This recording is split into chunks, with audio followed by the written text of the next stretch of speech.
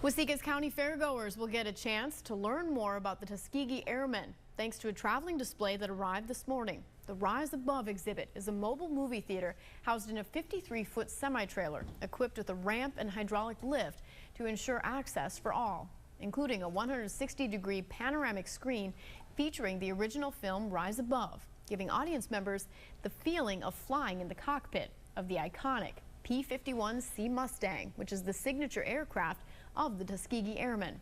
Visitors of the fair will have the chance to meet legendary members of the first ever African-American flying squadron during World War II. Admission to the educational exhibit is free. A dedication ceremony is set for 6 p.m. tomorrow. For the longest time, their story went untold. The all-black fighter pilots during World War II, known as the Tuskegee Airmen.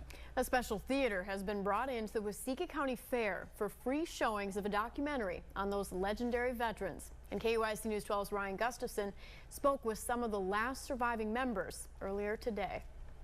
The graduates from the Tuskegee Army Airfield would go on to the 332nd Fighter Group, flying missions in North Africa and Italy throughout World War II, and they quickly built up a stellar reputation. I hate to say it like this, but the white pilots, they wanted to be aces. They want to get shoot down 5 aircraft one day. Colonel Davis told the Tuskegee Airmen, "You guard the aircrafts," and that's what they did.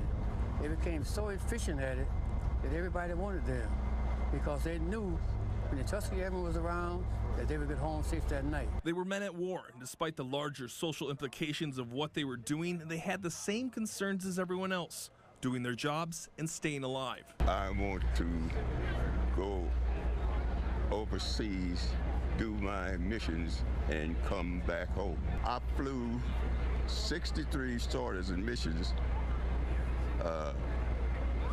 in less than a year.